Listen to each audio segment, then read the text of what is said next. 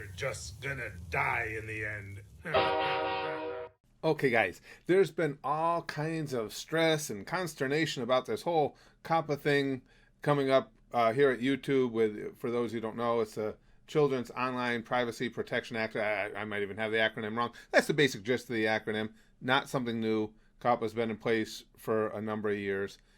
But now YouTube is saying, of course, that, and everybody's freaking out, that if you have a video that is geared towards a child, by child they mean 12 or younger, you're going to get fined $42,000 and you're going to have nothing to say about it. The FTC and YouTube are just going to come in and say that was for kids because it had a flash of color at one point. There was an animated character in there, so you clearly wanted it to go to children, and give me $42,500 and we're going to close your channel. And that's not what's going to happen.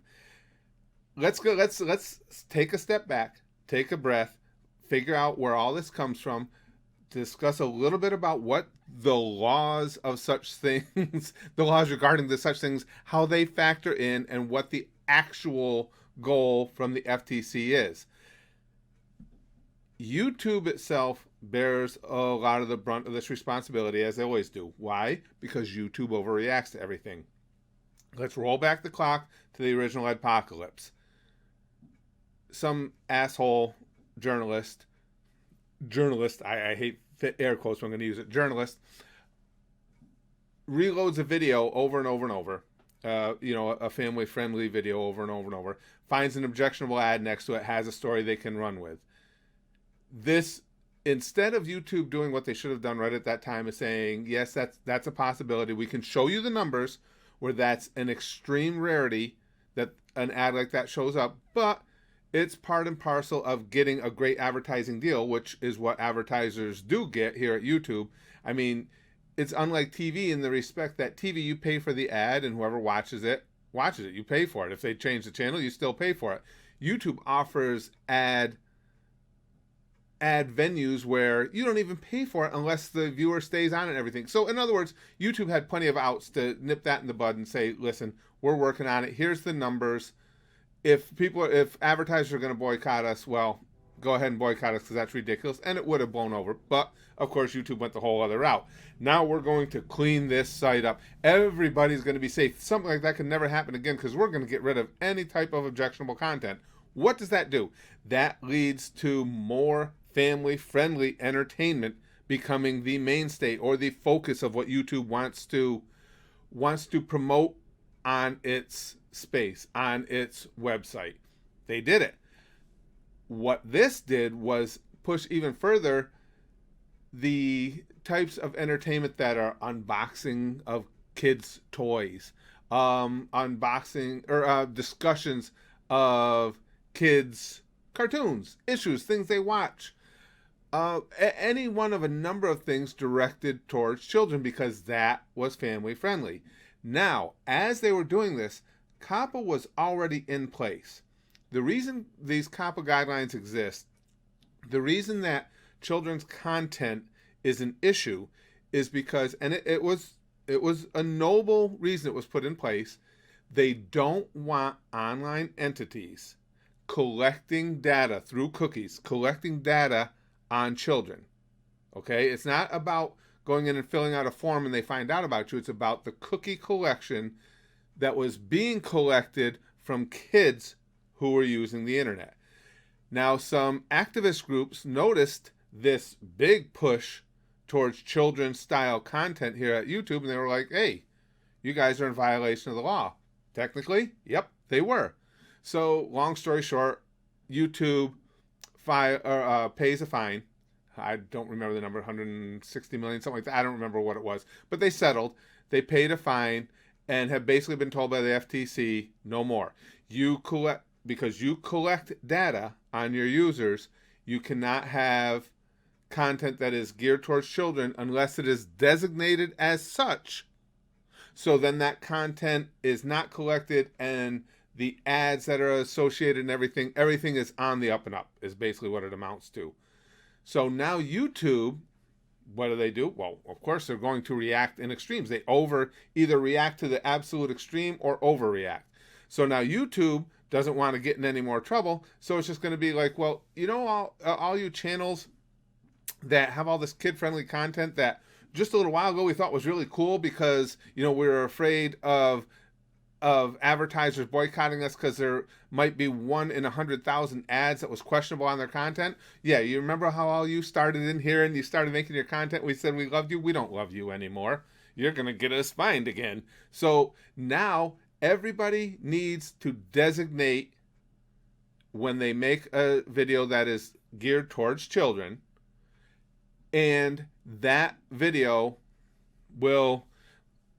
it's not going to do much in the way of ad revenue. Let's put it that way. But YouTube will take the processes they need to take to protect those videos from having that data collected, from having certain ads associated with it to make the FTC happy. So now everybody's panicked because it's like, well, they can make that call on an individual basis, not as a channel. You can take one individual video and say, well, that was geared towards kids. Give me $42,000 because you didn't market as such. Technically, in the very most technical terms, is that true? Sure. Is it going to happen? No, of course it's not going to happen. You have to understand, you have to be sued for that. YouTube and or their creator themselves would have to be sued by the federal government and win the lawsuit. So let's take, for example, let's take content here at my channel. I don't have much of anything. Oh, and that's something too. Before I even get into that, you guys also have to understand it has to be explicitly by the FTC's own guidelines, explicitly directed towards children 12 and younger. So in other words, let's use anime. We all love anime. I've got a bunch of Full Metal Alchemist Brotherhood reaction videos on here. You could say, oh, that's a cartoon. A lot of flashy activity going on and everything. Doesn't matter. The core audience for that, are there kids younger than that will watch those videos? Sure. Is that its core audience? Not even close. We all know that anime in itself is more of a high school through college age and even further now as people have grown up with it, more of an interest for those groups. That would, by the FTC's, again, their own regulations, that would preclude that from being considered. It has to be content directed explicitly for children 12 and younger. I can't stress that enough. Not only is that their guidelines, I know people think that the government is, and trust me, you guys know me, I'm not a big defender of things the government does. They do a lot of absolutely screwed up, fucked up stuff all the time. However, if you think the government is looking to file lawsuits against YouTube creators, you're crazy. Why? Who wants to create that kind of work for themselves, especially on issues that are going to result in lawsuits fired back at them? Like if the FTC came and tried to levy me with a fine because I uploaded reaction videos of Full Metal Alchemist Brotherhood, you don't think I'm going to countersue the shit out of them? I'll bet you I'd get rich if they did it, because in a countersuit you can easily demonstrate where that is not geared towards 12-year-olds and younger. And when you win that lawsuit, you can sue them for your legal fees, but you can also sue them for damages. I could make the case that now you've irreparably damaged my YouTube channel. You've hurt its reputation. If you took it down at any point, I could say, listen, not only do you owe me for whatever ad revenue I missed, you owe me for ad revenue that would have built on top of what those videos would have created at that time for perpetuity.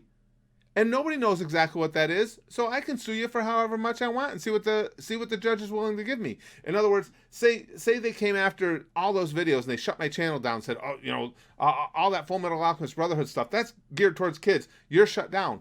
Okay, now I'm going to sue you again, not only for that lost revenue, but every day those videos are on my channel, we pick up a few subscribers from them.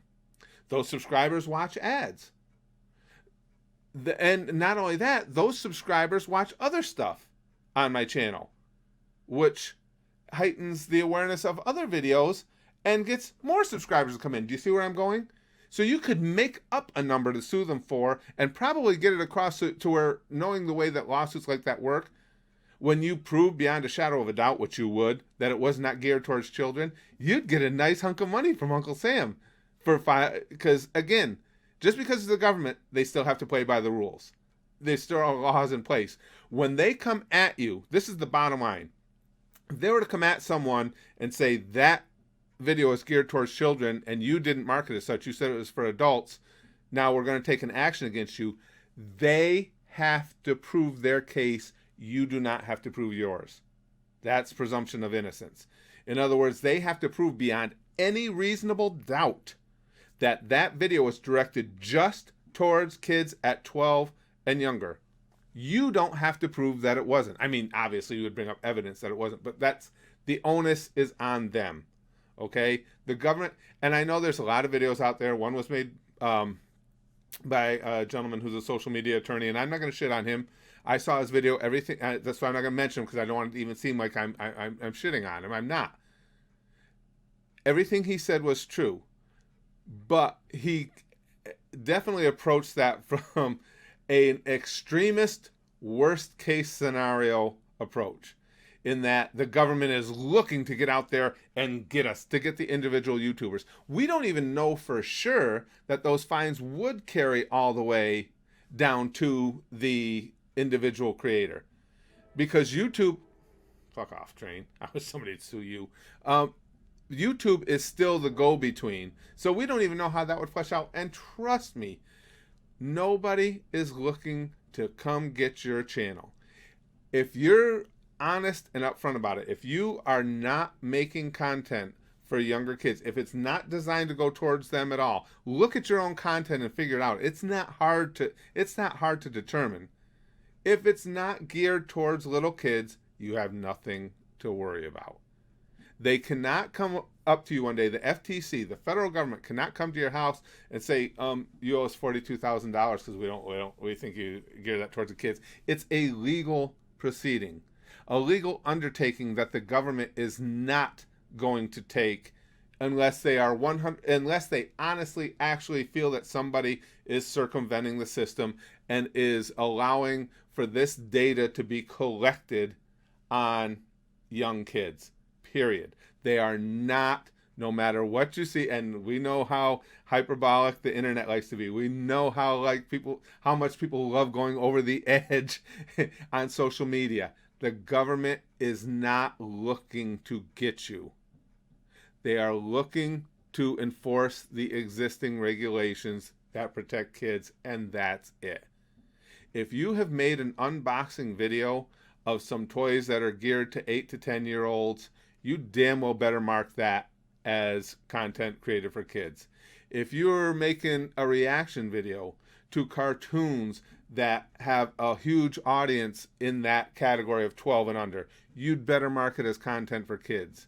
If you're not, if you're doing things that are geared towards high schoolers, geared towards college age, whatever the case may be, if you're just making content that is not geared towards kids, you don't even have to specify who it is geared towards, that is not geared towards kids, you have nothing to worry about.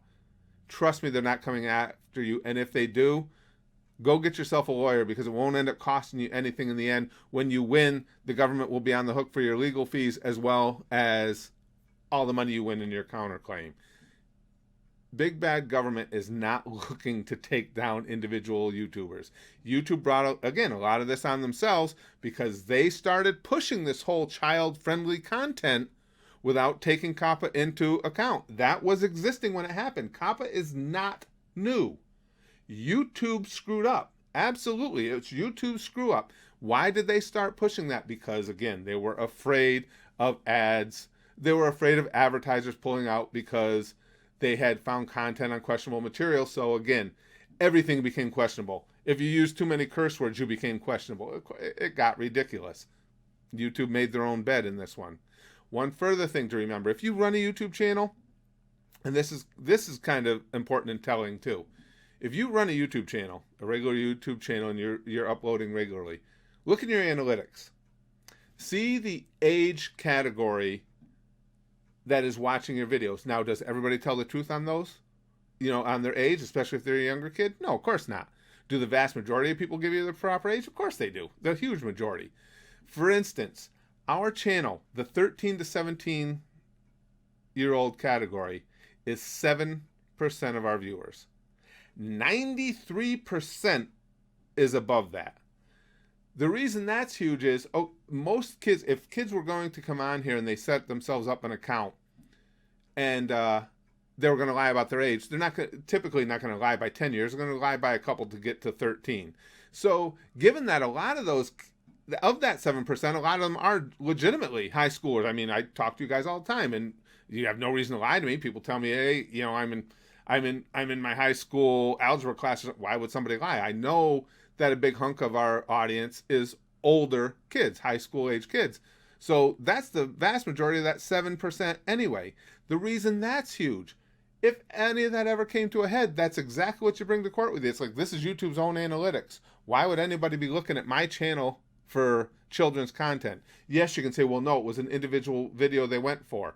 But it comes back to the same thing. If that individual video did not include content directed specifically and explicitly at children 12 and younger, you did nothing wrong, and the FTC can do nothing to you. This whole idea that they can just take something that's, we saw something flashy in there, or we saw a character that appeals to children. Maybe it would be my reactions to the prostitute Mickey thing.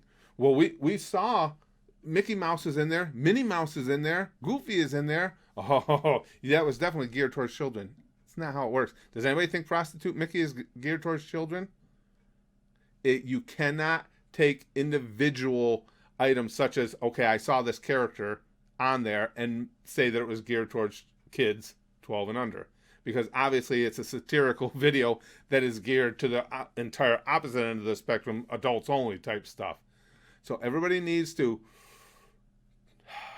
take a breath, chill out, see this for exactly what it is, how it all transpired. The FTC has had those rules in place. YouTube did flaunt in the face of those rules when they started with all this child-friendly content without any regards towards the Coppa guidelines that were already in place. They're looking to make sure that data is not collected on legitimate videos that are geared towards kids. They're not looking to go on a roundup of the entirety of the YouTube community, and 40% of all YouTube channels are going to be terminated, and they're going to be carpet bombing with fines. No.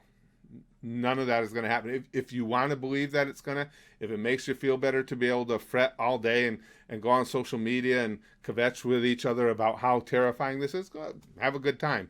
I'm telling you the reality of it all.